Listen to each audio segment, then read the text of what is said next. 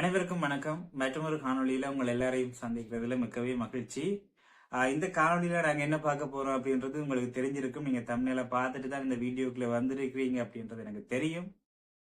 Mass காட்டுகின்றதா Anura அரசு? சிறுபான்மையோருக்கான உரிமைகள் மறுக்கப்படுகின்றதா? ஏன் இன்னமும் தமிழ் மொழி மூலமாக இலங்கையினுடைய தேசிய கீதம் பாடப்படுகின்றது இல்லை? 3/2 பெரும்பான்மையோடு ஆட்சி அதிகாரத்தை பெற்றிருக்கின்ற என்பிபி அரசாங்கம் ஏன் இதெல்லாம் செய்ய தவறுகின்றார்கள் என்பது குறித்து தான் இந்த காணொலியில பார்க்க போறோம். வாங்க வீடியோக்குள்ள போகலாம்.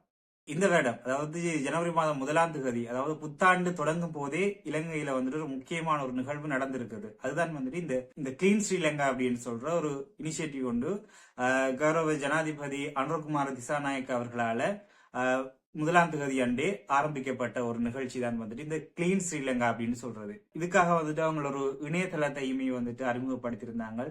www.cleansrilanka.gov.lk அப்படின்றதான் அந்த வெப்சைட். அதில் நீங்க போயினா இந்த கிளீன் ஸ்ரீலங்கா சம்பந்தமான எல்லா விஷயங்களையுமே வந்துட்டு நாங்க பெற்றுக்கொள்ளக்கூடியதாக இருக்கும். சரி, வாங்க நாங்களும் போயிட்டு அது எப்படி அந்த வெப்சைட் இருக்கு, அதோட மோட்டோ, அதோட மிஷன் எல்லாம் என்னன்ற விஷயங்களையும், அதுல இருக்க குறைபாடுகள், என்னென்ன விஷயங்கள் இன்னும் கொஞ்சம் பொலிஷ் பண்ணா நல்லா இருக்கும் அப்படின்ற விஷயங்கள், அதே போல அன்றைய நாள் நிகழ்வுகள் நடந்த விஷயங்களை பற்றியும் பார்க்கலாம். இப்ப நீங்க உங்களோட ப்ரௌசர்ல போயிட்டு cleansrilanka.gov.lk அப்படின்னு சொல்லி நீங்க சர்ச் பண்ணீங்கன்னு சொன்னா உங்களுக்கு இந்த மாதிரி ஒரு வெப்சைட் வந்து வரும். நீங்க அதை சர்ச் பண்ணி பார்க்கலாம்.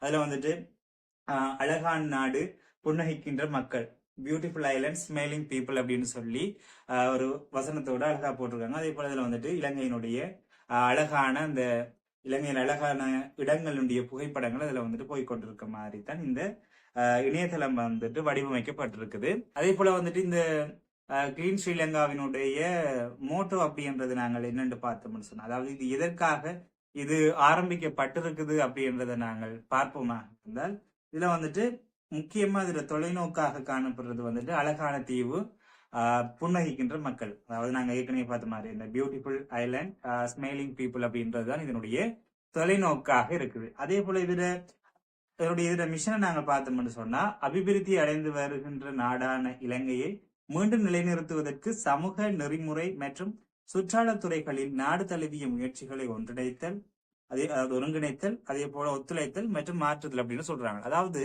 இந்த கிளீன் ஸ்ரீலங்கா அப்படின்றது வெறுமனே வந்துட்டு ஒரு சுற்றுச்சூழலை மட்டும் மையப்படுத்தி வந்துட்டு செய்யல.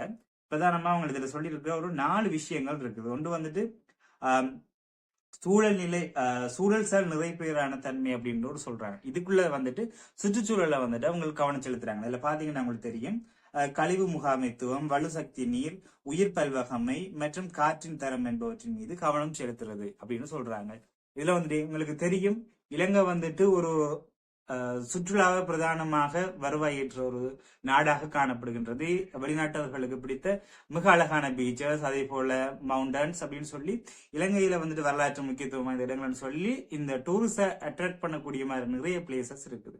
ஆனா இலங்கையில வந்துட்டு அதெல்லாம் சுத்தமானதாக இருக்குதான்னு கேட்டா இல்லை. எங்களுக்கு தெரியும், நாங்க ஒரு தொப்பியை சாப்பிட்டா கூட நாங்கள் அதை டஸ்ட்பின்ல போடுற பழக்கம் அப்படின்றது எங்கள்கிட்ட இல்லை. உண்மைக்குமே அதான் ரியாலிட்டி. அப்ப இப்படியான விஷயங்கள் எல்லாம் மாத்தணும். இலங்கையை வந்துட்டு ஒரு சுற்றாடல் ரீதியா, அதாவது சுற்றுச்சூழல் ரீதியா ஒரு முக்கியத்துவம் வாய்ந்தனால மிக சுத்தமான ஒரு நாடாக மாற்றணும் அப்படின்றதுதான் இதனுடைய இந்த சுற்றுச்சூழல் அப்படின்ற நிலைபெறான தன்மை அப்படின்றதுக்கெல்லாம் அவங்க கவனம் செலுத்துறாங்க. அதை வந்துட்டு குறிப்பா பேருந்து நிலையங்கள், அதே போல புகையிரத நிலையங்களை வந்துட்டு தூய்மைப்படுத்துறது இதனுடைய பிரதான நோக்கங்களா இருக்கு. ஏன்னா எங்களுக்கு டூரிஸ்ட் வந்தாங்கன்னா கூடுதலாக இந்த டிரான்ஸ்போர்ட் வந்துட்டு ஒரு இடத்துல இருந்து இன்னொரு இடத்துக்கு போறதுக்கு நிறைய பேர் வந்துட்டு இந்த உள்ளூர் போக்குவரத்து சேவைகளை பயன்படுத்துறதை எங்களுக்கு பார்க்கக்கூடியதா இருக்கும். ஸோ அப்படி அவங்க உள்ளூர் போக்குவரத்தை பயன்படுத்துகின்ற போது அது அவங்களுக்கு கொஞ்சம் ஹைஜீனிக்கா இருக்கணும் அப்படின்றதும் ஒரு நோக்கமா இருக்குது அப்படின்னு சொல்லப்படுது. நான் சொல்லல, அப்படி சொல்லப்படுது. அதே போல வந்துட்டு சமூக திறன் மேம்பாடு அப்படின்ற ஒரு விஷயத்தையும் சொல்லியிருக்காங்க. அதாவது சமூக ரீதியில வந்துட்டு ஒரு நிலைப்பேறான ஒரு தன்மையை இலங்கை அடைய வேண்டும் அப்படின்னு சொல்றாங்க. அதுல குறிப்பா வந்துட்டு கல்வி, சுகாதாரம் மற்றும் உட்பொறுப்பு மூலம் சமூகங்களை வலுப்படுத்துறதா அப்படின்னு சொல்லியிருக்காங்க. சரி, அது என்னன்றதை கொஞ்சம் கடைசியா கழிப்போம். அதே போல வந்துட்டு அடுத்த சொல்றாங்க வந்துட்டு ஆட்சி நிலைப்பேறான தன்மை. அதாவது ஆட்சியில வந்துட்டு ஒரு நிலைப்பேறான ஒரு தன்மையை வந்துட்டு பெறணுமா.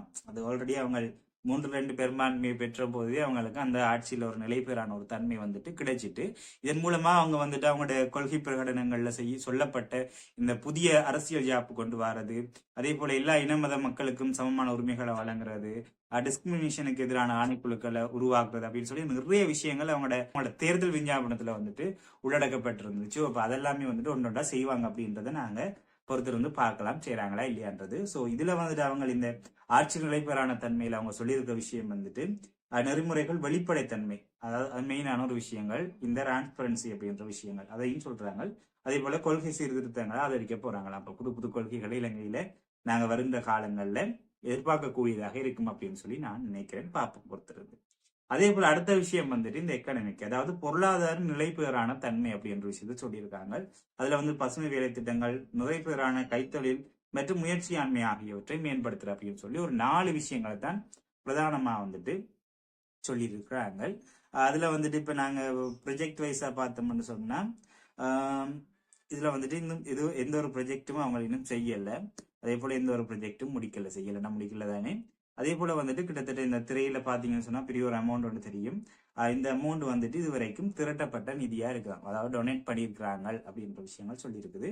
அதே போல வந்துட்டு 3450க்கு மேற்பட்டாக்கள் இந்த கிளீன் ஸ்ரீலங்கா ப்ரொஜெக்ட்ல வந்துட்டு ஜாயின் பண்ணியிருக்கிறாங்க. ஸோ நீங்களுமே விரும்பினா அந்த இந்த வெப்சைட்டை பயன்படுத்தி நீங்களும் என்ன செய்யலாம், நன்கொடை வழங்கலாம். அதே போல இந்த கிளீன் ஸ்ரீலங்கா ப்ரொஜெக்ட்ல வந்துட்டு உங்களால சேர்ந்து கொள்ளக்கூடியதா இருக்கும். நீங்க இப்ப இந்த ஸ்கிரீன்ல பார்க்கக்கூடியதா இருக்கும். உங்களுக்கு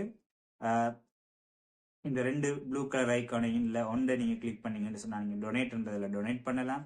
அதே போல வந்துட்டு இந்த ப்ரொஜெக்ட்ல சேரணும்னு சொன்னா இந்த ஜாயின் அவர் டீம் அப்படின்றத நீங்க இப்ப கிளிக் பண்ணீங்கன்னு சொன்னா அது இன்னும் ஒரு விண்டோஸ்ல வரும்.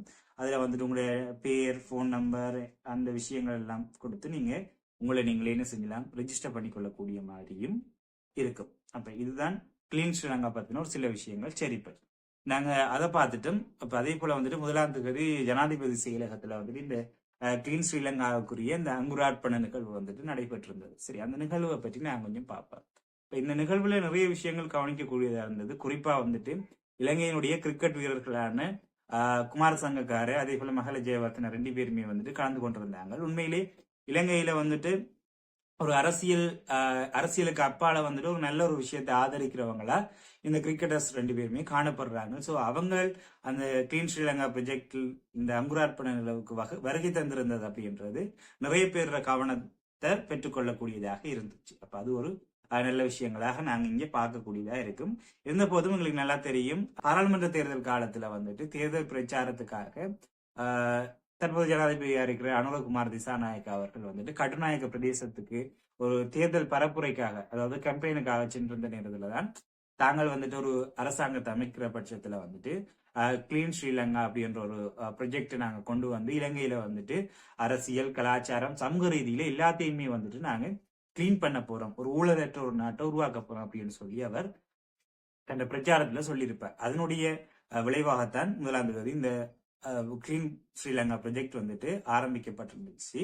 இருந்தாலும் இந்த கிளீன் ஸ்ரீலங்கா ப்ரொஜெக்ட் வந்துட்டு ஆரம்பிக்கப்பட்ட காலத்துல, குறிப்பா அந்த செயலணி உருவாக்கப்பட்ட காலத்துல நிறைய விமர்சனங்கள் வந்துட்டு இதுக்கு தொடர்ச்சியா வந்திருந்ததை நாங்க சமூக வலைத்தளங்களூடாக பார்க்கக்கூடியதா இருந்தது. குறிப்பா என்னன்னு சொன்னா, குறிப்பா அதுல வந்துட்டு சிறுபான்மையினோட பிரதிநிதித்துவப்படுத்தாம இந்த செயலணி வந்துட்டு அமைக்கப்பட்டிருக்கு அப்படின்றது கடுமையான ஒரு விமர்சனத்துக்கு உள்ளான ஒன்றா நாங்க பார்க்கக்கூடியதா இருக்கணும். அது மட்டும் இல்லாம இதுல இன்னொரு விஷயம், இந்த ப்ரொஜெக்ட் வந்துட்டு ஸ்டார்ட் பண்ண அன்றைக்கு வந்துட்டு இலங்கையில இருக்கிற எல்லா அரசு நிறுவனங்கள்லையும், அதே போல தனியார் நிறுவனங்கள்லையும், அதே போல தனியார் ஊடகங்கள்லையுமே வந்துட்டு பிரஜைகளுக்கான பிரகடனம் அப்படின்னு சொல்லி ஒரு உறுதிமொழி வந்து எல்லாருமே எடுத்துக்கொள்ளக்கூடியதா, ஓத்தொண்ட அவங்க எடுத்துக்கொள்ளக்கூடியதையும் நாங்க பார்க்கக்கூடியதாக இருந்ததும் ஒரு குறிப்பிட்டு சொல்லக்கூடிய ஒரு விஷயமா இருந்துச்சு.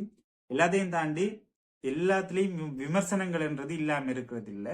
அந்த இனிஷியேட்டிவ் தொடங்கப்பட்ட நாள்ல கூட இலங்கையில எங்களுக்கு தெரியும், ஆரம்ப காலத்திலிருந்து அடிப்படை பிரச்சனையா இருக்கிறது இந்த மொழி அப்படின்றதுதான் பிரச்சனையா இருக்கும். அதுலயுமே வந்துட்டு தமிழ் மொழிக்கு முக்கியத்துவம் கொடுக்காம சிங்கள மொழியில மட்டும் தேசிய கீதம் பாடப்பட்டது அப்படின்றதும் சமூக வலைத்தளங்கள்ல அதுக்கு எதிரான ஒரு விமர்சனங்களையுமே பார்க்கக்கூடியதா இருக்கு. என்னன்னு சொன்னா, இந்த இனிஷியேட்டிவ்ல மெயினா நாங்கள் பார்த்தாங்க 4 விஷயங்களை அடிப்படையாக கொண்டுதான் இந்த ப்ரொஜெக்ட் வந்து ஸ்டார்ட் பண்றாங்க. அதுல முக்கியமா இருக்கிறதுல ஒன்றுதான் வந்துட்டு இந்த சமூக திறன் மேம்பாடு அப்படின்றது, அதாவது சமூகங்களுக்கு இடையில வந்துட்டு கல்வி, சுகாதாரம், உட்பொறுப்பு மூலம் சமூகங்களை வலுப்படுத்துறது, மதங்களுக்கு இடையிலான இணக்கப்பாடுகளை கொண்டு வர்றது, எல்லாரையும் சமத்துவமா கொண்டு போறது, டிஸ்கிரிமினேஷனை தடுக்கிறது அப்படின்னு சொல்லி அதுக்கு நிறைய உட்பிரிவுகள் வந்தா கூட அப்படி ஒரு நல்ல விஷயத்த ஸ்டார்ட் பண்ற நீங்க ஏன் தேசிய கீதம் என்ற ஒரு விஷயத்துல தமிழ் மொழியை புறக்கணிச்சுங்க? இப்ப தேசிய கீதம்ன்றது நாங்க எங்களுடைய ஹார்ட்ல இருந்து உணர்வு பூர்வமா படிக்கக்கூடிய ஒரு விஷயம். அது இன்னொரு மொழியில இருக்கும் போது தமிழ் மொழி பேசுறவங்க அதை எப்படி நாங்கள் உணர்வுபூர்வமாக அதை படிக்கிறது? அப்ப எப்படி எங்களுக்கு நாங்களும் இந்த இலங்கை தீவுல வாழ்றோம், நாங்களும் இலங்கையர் அப்படின்ற ஒரு எண்ணம் எங்களுக்கு வரும் அப்படின்றதையும் நிறைய பேர் கேள்விகளாக கேட்டிருந்ததை கூட நாங்கள் சமூக வலைத்தளங்கள்ல பார்க்கக்கூடியதா இருந்தது. வளமையாகவே இது ஆரம்ப காலத்துல இருந்து வர ஒரு பெரிய பிரச்சனை தான். சோ எதிர்வருகின்ற காலங்கள்ல இந்த 3/2 பெரும்பான்மையோடு இருக்கிற இந்த அனுர அரசாங்கம் எப்படி இந்த மதங்களுக்கு இடையிலான, இனங்களுக்கு இடையிலான நல்லுறவை மேம்படுத்த போறாங்க அப்படின்றத நாங்களும் பொறுத்திருந்து பார்ப்போம். மற்றும் ஒரு காணொலியில சந்திக்கிறேன். நன்றி, வணக்கம்.